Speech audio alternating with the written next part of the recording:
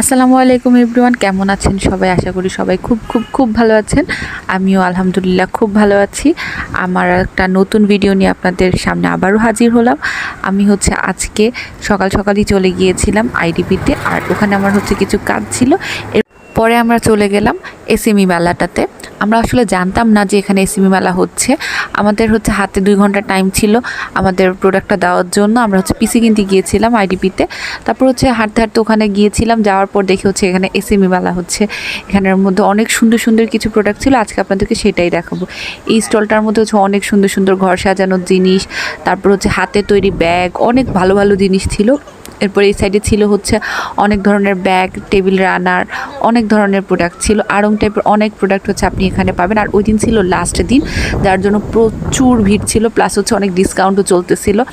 খুব ভালো ভালো কিছু প্রোডাক্ট পছন্দ হয়েছিল, কিন্তু দামটা একটু তুলনামূলক